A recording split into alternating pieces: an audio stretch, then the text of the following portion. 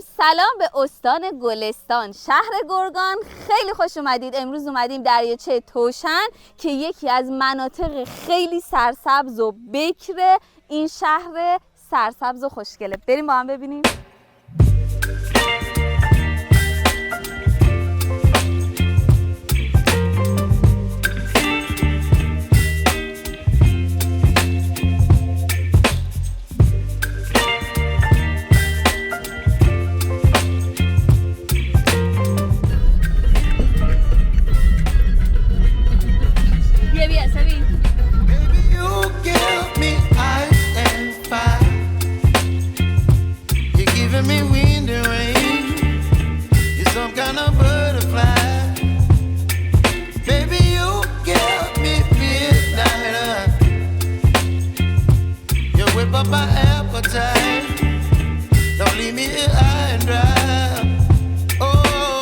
ببینید بچه ها اینجا قشنگ گوسفندارم آوردن.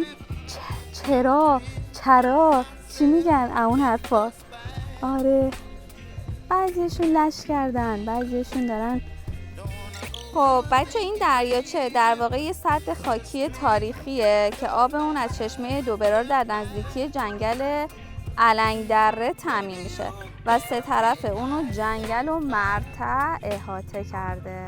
همونطور که میبینید نگاه کنید اونجاها رو، اونجاها همه جنگله و دور تا دور هم همینطوره.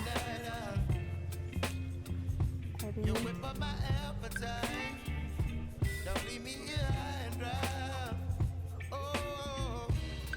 تک یعنی اینجا میتونه سوسمارم داشته باشه یا از این آب زیانه مثلا خطرناک؟ نمیدونم. نگاه کن تو رو خدا.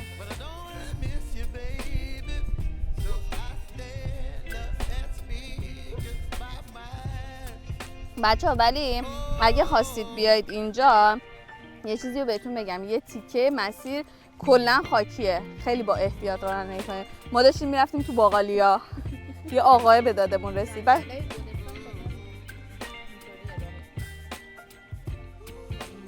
اما توی مسیرش هم خیلی سرسبز و باحاله.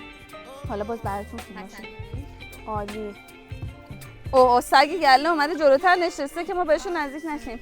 سلام علیکم، احوالات شریف. آخه اون بزغاله رو، بزغاله میشه بچه گوسفند؟ خب بعد بچه گوسفند چی میشه؟ بابایی. سلام. آخه این حامله است. بچه حامله است دیدین؟ بده من بگیرمش.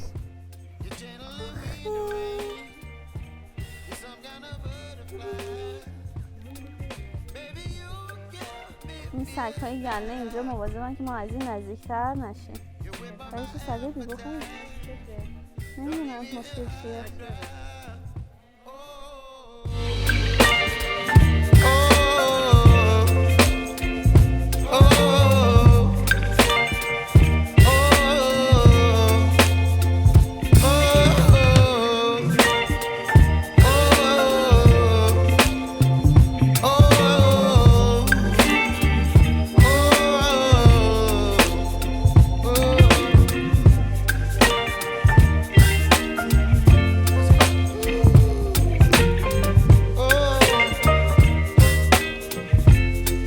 اینم از ولاگ امروزمون که آوردمتون به گرگان. حتما این دوتا ویدیو رو برید نگاه کنید، لایک، سابسکرایب و کامنت هم فراموشتون نشه. خیلی دوستتون دارم. تا ویدیو بعدی، بای بای.